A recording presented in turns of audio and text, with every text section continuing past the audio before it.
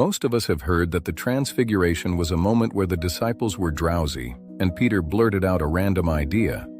But if we look closer at the text, we find something far more profound. Peter wasn't catching a moment. He was recognizing a divine pattern. Jesus established in Luke 9:27, "Some standing here will not taste death until they see the kingdom of God." Peter, James, and John were taken up the mountain to witness the fulfillment of that promise. This was a foretaste, a preview of the kingdom Jesus promised. Matthew 17:1 and Mark 9:2 specify after 6 days. To a Torah student like Peter, this was a massive signal. In Exodus 24:16, God's glory settled on Mount Sinai for 6 days before speaking on the 7th.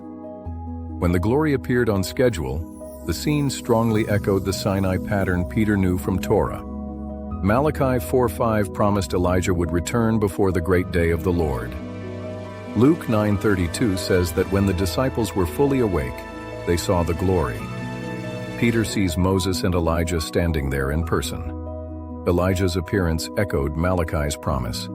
In Peter's perception, the kingdom moment had arrived. Moses represents the law. Elijah represents the prophets. Together, they embody the entire Old Testament. Luke 9:31 tells us they were discussing Jesus' exodus, his death and resurrection at Jerusalem. The law and the prophets testified to this plan. The entire Old Testament witness pointed toward him. Peter proposes 3 tabernacles. Zechariah 14:16 says, "The Feast of Tabernacles is celebrated when the Messiah dwells with his people." Peter had the timing, the sign, and the legal witnesses.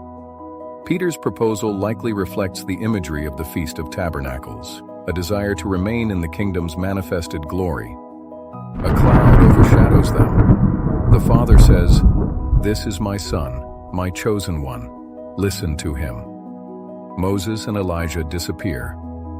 The Father's voice redirected attention away from preserving the moment and entirely onto the Son himself. Moses and Elijah step back as the Father centers everything on the Son. The Exodus in Jerusalem must happen before the tabernacles of the kingdom can truly begin. The timing echoed Exodus. Elijah appeared as Malachi promised. Moses and the law testified. Peter recognized the pattern. He wasn't drowsy or confused. His error wasn't a lack of comprehension. It was timing.